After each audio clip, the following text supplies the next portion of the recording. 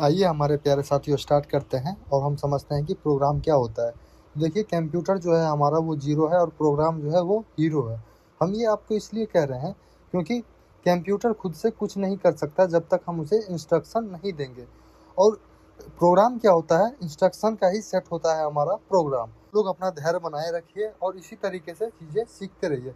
तो देखिए इस वीडियो में हम जानेंगे कि प्रोग्राम क्या होता है, प्रोग्रामिंग लैंग्वेज क्या होता है, ट्रांसलेटर का रोल क्या होता है और सी प्रोग्रामिंग लैंग्वेज क्या होता है। इन सारे टर्म्स को हम इस वीडियो में समझेंगे। तो आइए हमारे प्यारे साथियों अब हम समझते हैं कि प्रोग्राम क्या होता है। देखिए प्रोग्राम जो है वो सेट ऑफ इंस्ट्रक्शन होता है, इंस्ट्रक्शन का सेट होता है हमारा प्रोग्राम, जो कंप्यूटर को बताता है कि कंप्यूटर को करना क्या है। कंप्यूटर खुद से देखिए कुछ नहीं सोच सकता, जब तक हम उसको प्रोग्राम नहीं देंगे तब तक वो अपने आप कुछ नहीं करता हमारा कंप्यूटर। इसीलिए हमें उसे प्रोग्राम के माध्यम से बताना होता है कि उसे करना क्या है, यानी कि कंप्यूटर को करना क्या है। हम प्रोग्राम के माध्यम से उसे बताते हैं और कंप्यूटर हमें करके देता है। यही हमारा क्या होता है, प्रोग्राम होता है। अगर हमें इसको अपने एग्जाम में लिखना है तो कैसे लिखेंगे, आइए इसको समझते हैं। तो देखिए a program is a set of instruction given to a computer to perform a specific task. These instructions tell the computer what to do and how to do it. A program is written by a programmer using a programming language. Programmer क्या करेगा, किसी भी programming language का use करके वो programme को लिखने का काम करेगा। आइए अब हम इसको एक एग्जांपल से समझते हैं। मान के चलिए कि हमें कंप्यूटर से 2 नंबर को ऐड करवाना है। तो आप सबसे पहले क्या कीजिएगा, उसे इंस्ट्रक्शन दीजिएगा या फिर कहिए कि आप उसको इनपुट दीजिएगा 2 नंबर का। जैसे कि हमने उसे कहा कि 10 और 5 को ऐड करिए, तो वो क्या करेगा, जैसे ही हमने उसको 10 और 5 इनपुट दिए तो उसके बाद वो प्रोसेस करेगा और वो हमें ऐड करके रिजल्ट के रूप में 15 देगा। तो यही हमारा क्या है, सिंपल लॉजिक होता है प्रोग्राम का। आइए अब हम समझते हैं कि प्रोग्रामिंग लैंग्वेज क्या होता है। तो देखिए जैसे आप अपने दोस्तों से अपने लैंग्वेज में बात करते होंगे, जैसे कि हम बिहार से हैं तो हम अपने भाषा, जैसे कि हमारा मैथिली हो गया, भोजपुरी हो गया, इन भाषाओं में हम अपने दोस्तों से बात करते हैं। उसी तरीके से अगर हम कहीं दिल्ली के लिए अगर जाते हैं तो वहाँ पे देखिए लोग हिंदी में बात करते हैं, तो हमें हिंदी भी आती है तो हम हिंदी में भी बात करते हैं। तो ये सब हमारा क्या है, लैंग्वेज है। उसी तरीके से कंप्यूटर से भी बात करने के लिए कुछ लैंग्वेज होता है जिसका हम यूज़ करते हैं कंप्यूटर से बात करने के लिए। अगर हम उसके एग्जाम्पल की बात करें तो देखिए सी हो गया, पाइथन हो गया, जावा हो गया, सी प्लस प्लस हो गया, ये सब हमारा कंप्यूटर का ही प्रोग्रामिंग लैंग्वेज होता है जिसके माध्यम से हम प्रोग्राम करते हैं। अगर ये लैंग्वेज नहीं होगी तो आप कंप्यूटर से बात नहीं कर सकते हैं। यही हमारा क्या होता है, प्रोग्रामिंग लैंग्वेज होता है। आइए अब हम इसके डेफिनेशन को समझते हैं। देखिए a programming language is a language used to write programs for computer.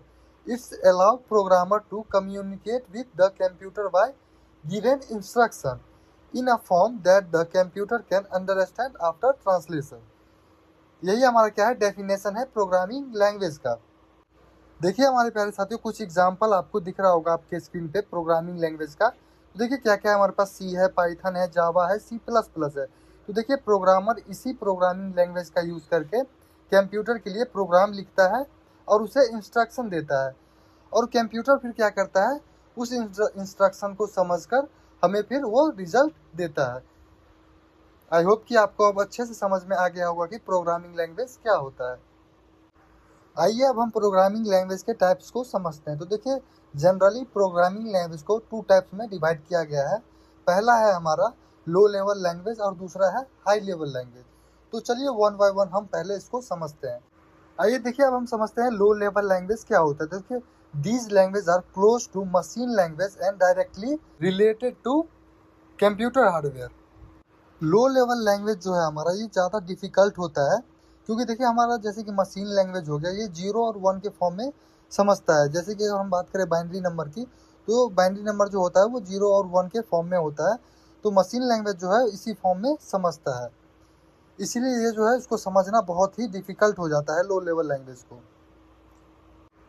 और देखिए असेंबली लैंग्वेज भी लो लेवल लैंग्वेज का ही एग्जाम्पल है।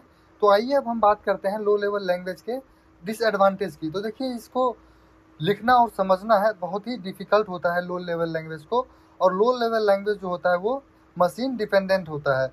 यही डिसएडवांटेज होता है लो लेवल लैंग्वेज की। तो आइए अब हम बात करते हैं हाई लेवल लैंग्वेज की। हाई लेवल लैंग्वेज जो है हमारा, ये ह्यूमन के लिए लिखना और समझना बहुत ही आसान होता है। जैसे कि हमारा सी हो गया, पाइथन हो गया, जावा हो गया, इसमें हमें जो है कोड लिखना और समझना बहुत ही आसान हो जाता है। तो वही हमारा क्या होता है, हाई लेवल लैंग्वेज होता है। तो चलिए एक बार फिर से रिपीट कर देते हैं। देखिए लो लेवल लैंग्वेज क्या होता है, ये हार्ड होता है, इसको लिखना और समझना बहुत ही डिफिकल्ट होता है, और ये हमारा मशीन डिपेंडेंट होता है, लो लेवल लैंग्वेज। वहीं अगर हम बात करें हाई लेवल लैंग्वेज की, तो इसको समझना और लिखना जो है बहुत ही आसान होता है, और ये हमारा मशीन इंडिपेंडेंट होता है।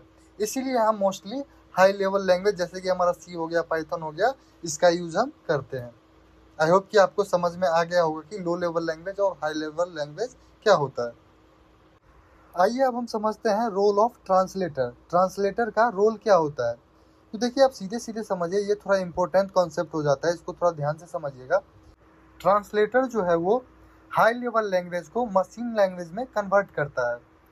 जैसे कि ट्रांसलेटर की अगर हम बात करें तो कंपाइलर हो गया, इंटरप्रेटर हो गया, ये क्या करता है, हाई लेवल लैंग्वेज को लो लेवल लैंग्वेज में कन्वर्ट करता है। चलिए इसको एक एग्जाम्पल से समझते हैं। देखिए हमने सी लैंग्वेज में एक कोड लिखा, हमने प्रिंट करवाया हेलो वर्ल्ड। तो देखिए ट्रांसलेटर क्या करेगा, उस कोड को मशीन लैंग्वेज में कन्वर्ट करेगा। जैसे कि अगर हम ट्रांसलेटर की बात करें तो कंपाइलर हो गया, इंटरप्रीटर हो गया, ये क्या करेगा, उस सी लैंग्वेज वाले कोड को मशीन लैंग्वेज में कन्वर्ट करेगा, और उसके बाद हमारा कंप्यूटर जो है उस कोड को एग्जीक्यूट करके हमें फाइनल आउटपुट देगा। तो यही रोल होता है ट्रांसलेटर का। आइए हमारे प्यारे साथियों, अब हम बात करते हैं सी लैंग्वेज की। देखिए सबसे पहले समझते हैं हिस्ट्री ऑफ सी लैंग्वेज को, समझते हैं सी के इतिहास को समझते हैं। तो देखिए सी जो है, हम सी लैंग्वेज जो है हमारा, ये बहुत ही पावरफुल लैंग्वेज है। आप मतलब यूनिक्स ऑपरेटिंग सिस्टम को जानते होंगे, तो यूनिक्स ऑपरेटिंग सिस्टम जो है वो भी सी में ही लिखा गया है, इसीलिए हम सी को बहुत ही पावरफुल बोलते हैं। अगर हम बात करें सी लैंग्वेज के मेजर रोल की, तो देखिए मॉडर्न सॉफ्टवेयर हो गया, ऑपरेटिंग सिस्टम हो गया, और भी कई सारी प्रोग्रामिंग लैंग्वेज जो है उसको डेवलप करने में सी लैंग्वेज का ही बहुत बड़ा योगदान है। आइए अब हम जानते हैं कि सी लैंग्वेज को किसने बनाया था। तो देखिए डेनिस रीची ने ही सी लैंग्वेज को बनाया था 1972 में, बेला लैब्स पर। सी लैंग्वेज से पहले असेंबली लैंग्वेज का यूज होता था, और इसका यूज करना बहुत ही ज़्यादा मुश्किल होता था। इसीलिए इसको सी लैंग्वेज जब बना तो असेंबली लैंग्वेज से रिप्लेस करके और सी लैंग्वेज में ही हमारा यूनिक्स ऑपरेटिंग सिस्टम को लिखा गया था। आइए अब हम बात करते हैं early background of C language, यानी कि सी लैंग्वेज से पहले हमारा कौन कौन सा लैंग्वेज था। तो देखिए हम सबसे पहले बात करते हैं BCPL की।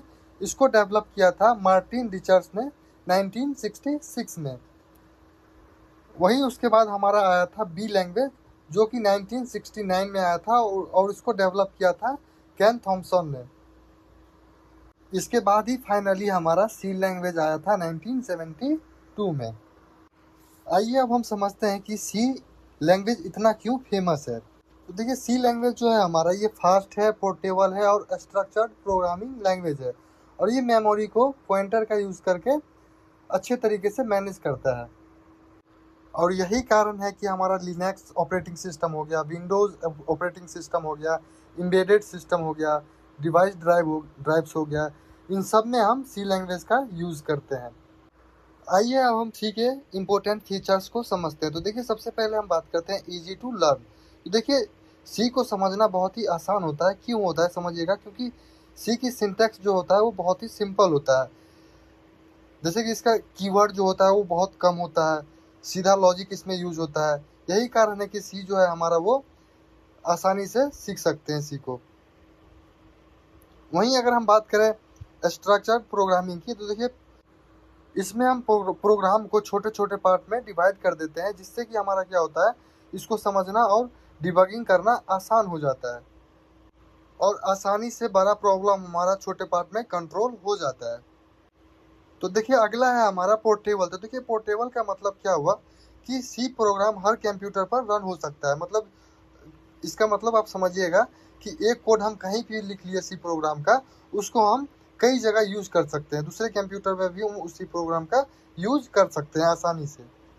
इसका मतलब आप देखिए सीधे सीधे समझिए कि एक ही प्रोग्राम को विंडो में भी हम रन कर सकते हैं, लिनक्स पर भी रन कर सकते हैं।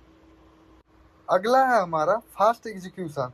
तो देखिए फास्ट एग्जीक्यूशन क्यों है, क्योंकि ये कंपाइल्ड लैंग्वेज का यूज़ करता है, जिससे कि इसमें फास्ट ज़्यादा बढ़ जाता है।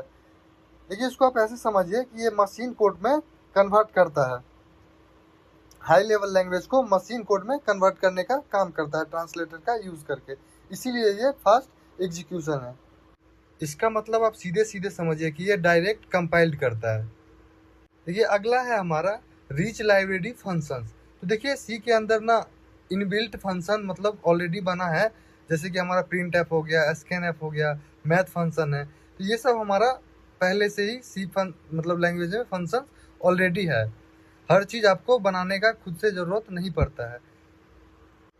अगला है हमारा लो लेवल मेमोरी एक्सेस। तो देखिए इसमें आप पॉइंटर का यूज़ करके आप डायरेक्ट मेमोरी को एक्सेस कर सकते हो सी लैंग्वेज में। अगला है हमारा support both high level and low level programming. देखिए सी जो है हमारा सी लैंग्वेज वो हाई लेवल और लो लेवल दोनों लैंग्वेज को सपोर्ट करता है, और यही चीज़ है जो सिस्टम प्रोग्रामिंग के लिए पावरफुल बनाता है सी लैंग्वेज को। अगला है हमारा एक्सटेंसिबल लैंग्वेज। इसका मतलब है कि आप खुद से अपना फंक्शन और लाइब्रेरी जो है सी के अंदर बना सकते हैं, या फिर कहे तो क्रिएट कर सकते हैं लाइब्रेरी और फंक्शन को खुद से।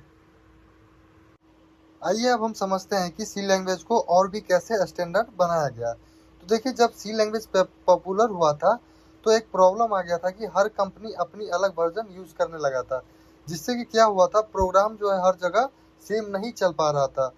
कहीं कुछ और आउटपुट आ रहा था, कहीं कुछ और आउटपुट आ रहा था, और इसीलिए सी को स्टैंडर्ड बनाया गया ताकि हर जगह सेम तरीके से काम कर सके।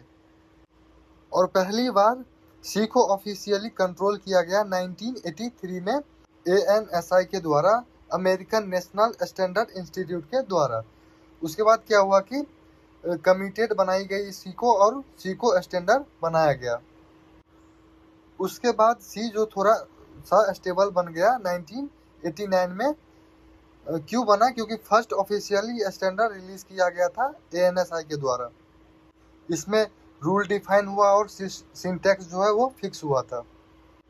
और उसके बाद 1999 में सी लैंग्वेज जो है वो ग्लोबल बन गया था, इंटरनेशनल लेवल पर अडॉप्ट मतलब हो गया था हमारा। पूरी दुनिया मतलब सेम स्ट्रक्चर पर काम करने लगा था सी लैंग्वेज पे।